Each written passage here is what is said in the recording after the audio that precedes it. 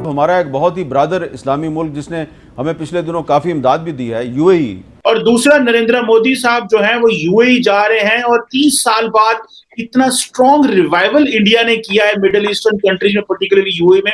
चंद्रयान 3 वो आज लॉन्च हुआ। अच्छा।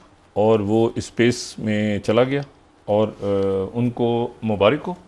पड़ोसियों की हैसियत से हम उनको मुबारकबाद देते हैं। वहाँ के जो डायरेक्टर्स थे उनसे बोला नहीं जा रहा था, मैंने उनकी मतलब वो लाइव जब देख रही थी तो वो लॉन्च हो रहा था and they were like so happy, आंखों में उनके आंसू थे और वो स्माइल कर रहे थे and it was a 4 years of hard work and struggle. Tweet से याद आया, हमारे जो साबिका वज़ीर इत्तलात हैं फवाद चौधरी साहब, उन्होंने भी इसके ऊपर इंडियंस को मुबारकबाद दी। जिस वक्त वो हुकूमत में थे उस वक्त वो इंडिया को अक्सर ई से लिखते थे इंडियंस, उसके ऊपर भी सोशल मीडिया सार्फिन कह रहे हैं कि अपने जमाने के अंदर तो आप ये लिखते थे और अब आप उनको मुबारकबादें दे रहे हैं। जैसे हिंदुस्तान का चंद्रयान 3 जिस स्पीड से मून की तरफ जा रहा है, हिंदुस्तान की जमीन को छोड़ के, तकरीबन उसी स्पीड से 12 लाख पाकिस्तानी जो हैं वो पाकिस्तान से भाग गए हैं, निकल गए हैं। मतलब आप खुद देख लेना कि मतलब कितने बड़े बड़े कंट्रीज के साथ इंडिया का नाम अब लिया जाने लगा है। हम लोग जब बात करते हैं ना, मतलब लाइक आप मैं या हम में से कोई भी जब बात करते हैं ना इंडिया और पाकिस्तान, तो अब वो सूट नहीं करती बात। ये एक बड़ी छलांग है हिंदुस्तान की science, technology, computers, modern technology के अंदर।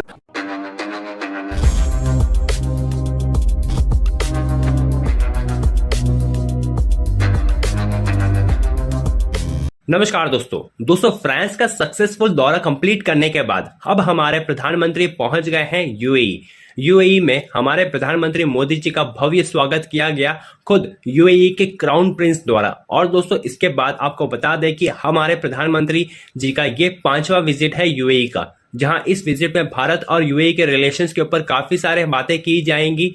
और दोस्तों आप सबको यह भी पता होगा कि भारत के कश्मीर में यूएई काफी बड़ा इन्वेस्टमेंट कर रहा है, जहां कश्मीर में एक बहुत बड़ा बॉल बनाया जाएगा और इसके साथ साथ कई सारे इन्वेस्टमेंट यूएई कश्मीर में कर रहा है। और इसके साथ साथ भारत और यूएई ने संकल्प भी उठाया है कि इस दशक में भारत और यूएई $100 बिलियन का ट्रेड भी करेंगे और यूएई भारत के कई सारे स्ट्रेटेजिक फोरम्स में भारत का पार्टनर भी है। तो चलिए दोस्तों इसी पर आगे पाकिस्तानी मीडिया का रिएक्शन देखते हैं।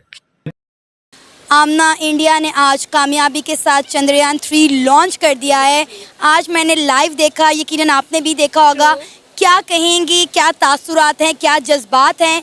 इंडिया ने एक और मतलब तीसरा बड़ा मून मिशन करने जा रहा है। एग्जैक्टली और तीसरा इंडिया का जो मिशन था Chandrayaan 3, it was so unpredictably great मेरे ख्याल में। और अगर हम लोग बात करें वहाँ के जो डायरेक्टर्स थे उनसे बोला नहीं जा रहा था, मैंने उनकी मतलब वो लाइव जब देख रही थी तो वो लॉन्च हो रहा था and they were like so happy, आंखों में उनके आंसू थे और वो स्माइल कर रहे थे and it was a 4 years of hard work and struggle.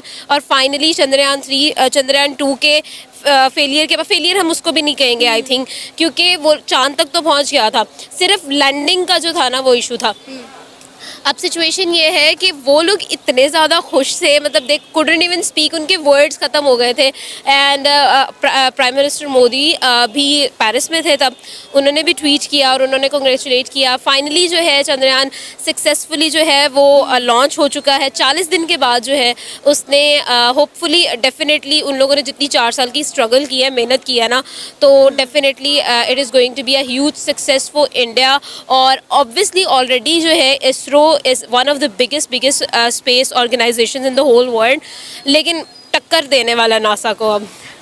आमना, चंद्रयान 2 की अगर हम बात करें जो 2019 में इसरो ने लॉन्च किया था, सिर्फ लैंडिंग से आधा घंटा पहले मतलब जो भी मसाइल पेश आए लैंड नहीं कर सका था। किलोमीटर्स जो था डिफरेंस था और सिर्फ जो है उनका टेक्निकल इश्यूज, उनका राब्ता मुनक़ता हो गया था जिसकी वजह से उन लोगों ने कहा था कि सेफ़ नहीं है। वरना वहाँ पर जो साइंटिस्ट थे उनका प्लान ये था कि वो 14 दिन वहाँ पर स्टे करेंगे, उस पर स्टडी करेंगे और फिर जो है सिचुएशन ये होगी। Chandrayaan 1 was successful and Chandrayaan 2 जो उसका सीक्वल था उसमें कुछ टेक्निकल इश्यूज़ की वजह से वो लोग वापस आ गए थे। अब सिचुएशन ये है कि इस दफ़ा उनका प्लान ये है कि वो सॉफ्ट लैंडिंग करवाएंगे और अगर सक्सेसफुली 23 अगस्त को सॉफ्ट लैंडिंग हो जाती है तो फिर India would be the 4th country to land on the moon. और ये ऑब्वियसली एक बहुत बड़ी बात है। एक चाइना, रशिया और अमेरिका के बाद अब इंडिया जो है, मतलब आप खुद देख लेना कि मतलब कितने बड़े बड़े कंट्रीज़ के साथ इंडिया का नाम अब लिया जाने लगा है। हम लोग जब बात करते हैं ना, मतलब लाइक आप, मैं या हम में से कोई भी जब बात करते हैं ना इंडिया और पाकिस्तान, तो अब वो सूट नहीं करती बात। India is the 5th largest economy, और अभी मैं पिछले दिनों में पढ़ी थी जिस तरह से वो लोग ग्रो कर रहे हैं, और जिस तरह से अभी एक आर्टिकल जो है वो अमेरिकन एक बैंक की तरफ से स्टेटमेंट सामने आई थी कि 2075 में अमेरिका की इकोनॉमी को वो बीट करने वाला है। तो आप खुद देखें कि वो लोग कितने ज़्यादा लॉयल हैं। मतलब इतना पैथेटिक फील करती हूँ ना मैं हमारी मैनेजमेंट को लेकर, कि जब पाकिस्तान पे बात आती है ना, तो हमारे यहाँ पर सिर्फ 3 से 5 यूनिवर्सिटीज़ हैं जो स्पेस साइंस का जो है ना वो देते हैं, प्रोग्राम जो है वो ऑफ़र करते हैं। और मतलब मैं अपनी यूनिवर्सिटी की बात करूँ, मेरे बिल्कुल साथ में जो डिपार्टमेंट है वो स्पेस साइंस का है, एंड इट इज़ पैथेटिक। वहाँ पर कुछ भी नहीं है। बच्चों को इसरो स्पार्को का ही नहीं पता। आप यहाँ मतलब हम लोगों ने, आप लिटरली मैं आपको बताऊँ, मैंने जब इस नीच पर काम करना स्टार्ट किया था तो there was a project by ISRO, मुझे नाम तो आई थिंक गगनयान था। तो उन्होंने उनकी स्टडी करते हुए मुझे पता चला था कि पाकिस्तान की स्पेस ऑर्गेनाइजेशन है। I was studying about ISRO's project. उनकी स्टडी करते हुए मुझे पता चला कि अच्छा यार, पाकिस्तान का भी एक स्पेस प्रोजेक्ट है, और उस स्पेस प्रोजेक्ट स्पेस ऑर्गेनाइजेशन है और उसका नाम स्पार्को है। उसने सिर्फ 2 प्रोजेक्ट्स किए हैं अपने, और 2 सैटेलाइट्स लॉन्च किए हैं। ना ही हमारे पास कोई सैटेलाइट लॉन्च व्हीकल है। सिर्फ पूरी दुनिया में 12 कंट्रीज़ के पास ये लॉन्च व्हीकल है। India is one of them, ठीक है। और उसके बाद जो है हम लोग देखें कि मुझे पता ही नहीं था कि स्पार्को भी एग्जिस्ट करती है। आई डिडंट इवन नो, मतलब लाइक माइंड में ही नहीं आया कभी इवन कि हमें तो कभी स्पेस साइंस, मतलब अगर आप बच्चे जो होते हैं ना बड़े इंथुजियास्ट होते हैं, यार हमने ऐसे करना है, हमने वैसे करना है।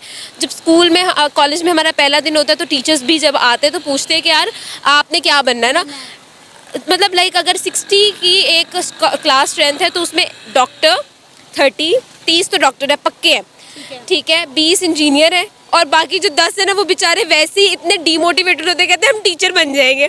तो मतलब कुछ तो ऐसे ही होते हैं यार, मैं तो हाउसवाइफ ही बन जाऊँ तो काफ़ी है। चंद्रयान 3 उनका मिशन जा रहा है। 3 मेजर ऑब्जेक्टिव हैं। 42 दिन के अंदर इसने चांद के ऊपर जो है वो अपना कदम रखना है, लैंडिंग करनी है।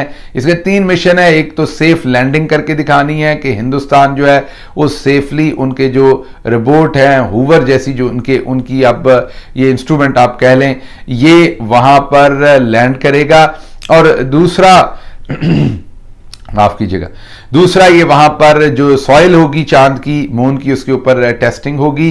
और तीसरा जो है वो इसका ऑब्जेक्टिव होगा वहां से ऑफ कोर्स इंफॉर्मेशन, फोटोज वापस भेजने का। माफ कीजिएगा।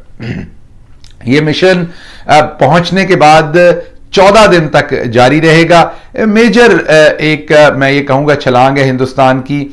इससे कोई फौरी तौर पर चांद पर जाने से तो उन्हें वहां से सोना नहीं मिल जाना, वही वाला सोना जो शरीफ बरादरान ने चन्योट से निकाला था। लेकिन जब कंट्रीज ऐसी चीजें अचीव करती हैं तो उनका ओवरऑल एक मोरल बूस्टिंग होती है। ओवरऑल उनके बच्चे हों, बड़े हों, तालिब इल्म हों, इंस्टीट्यूशंस हों, उनकी एक मोटिवेशन और मोरल ऊपर जाता है।